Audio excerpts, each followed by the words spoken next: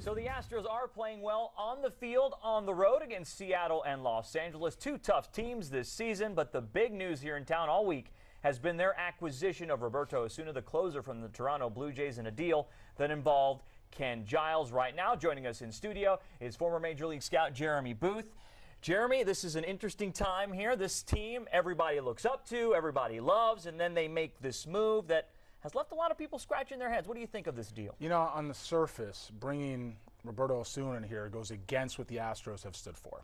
They've talked about, and rightly so, Jeff Luhnow has earned the right because of all of those things that have worked out to get the benefit of the doubt. Mm-hmm. That said, you have a player that you brought in here who is 23 years old, who has over 100 saves, who's one of the best in baseball ever to this point with saves and closing games, who didn't appeal a 75-game suspension by the commissioner's office for domestic violence. So I've seen how this has played out before. We had a guy in Seattle named Josh Lukey.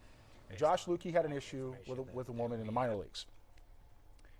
By the time that trade was completed and the issue was revealed, the player was never the same, the GM took a ton of heat, the team folded, it wore them out, and the city didn't forget. Why do you think they did this? Well, you know, for me, this is a desperate move.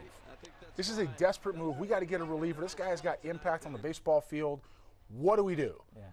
We don't have enough, or do we want to give up from the minor league something to get this back, so we're going to go with this option.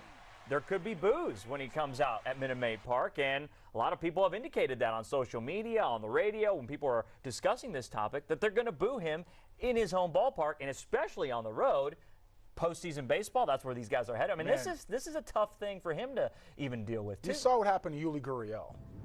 He was, pardon the term, crucified for his gesture in the World Series with Yu Darvish, and now you've got somebody, and Yuli apologized, man, I didn't mean anything by it.